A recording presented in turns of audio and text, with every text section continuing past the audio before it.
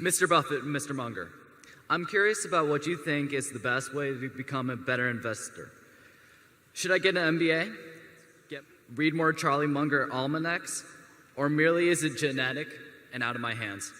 Well, I think you should read everything you can. I can tell you in my own case, I know by the time I was 10, I'd read every book in the Alma Public Library that had anything to do with investing, and many of them I'd read twice. So I don't think there's anything like reading, and not just as limited to investing at all, but you just got to fill up your mind with various competing thoughts and sort them out as to what really makes sense over time. And then once you've done a lot of that, I think you have to jump in the water, because investing on paper and investing with real money, is like the difference between reading a romance novel and doing something else. There is nothing like actually having a little experience in investing. And you soon find out whether you like it. If you like it, if it turns you on, you're probably going to do well on it. And the earlier you start, the better in terms of reading. But, I read a book at age 19 that formed my framework for thinking about investments ever since. I mean, what I am doing today at 76 is running things through the same thought pattern that I got from a book I read when I was 19. And I read all the other books too. And you have to read a lot of them to know which ones really do jump out at you and which ideas jump out at you over time. So I would say that read and then on a small scale in a way that can't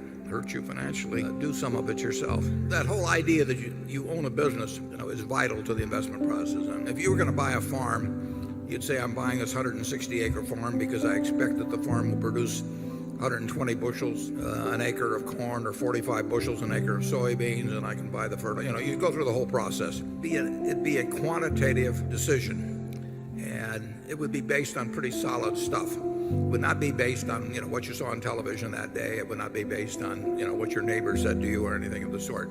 It's the same thing with stocks. I used to always recommend to my students that they take a yellow pad like this, and if they're buying 100 shares of General Motors at 30, and General Motors has whatever it has out, 600 million shares or a little less, that they say, I'm going to buy the General Motors company for $18 billion, and here's why. And if they can't write a good essay on that subject, they've got no business buying 100 shares or 10 shares or 1 share at $30 per share, because they are not subjecting it to business tests. And to get in the habit of thinking that way, Sandy would have followed it up with the questions based on how you answered the first two questions that made you defend exactly why you thought that business was cheap at the price at which you were buying it. And any other answer, you'd flunk.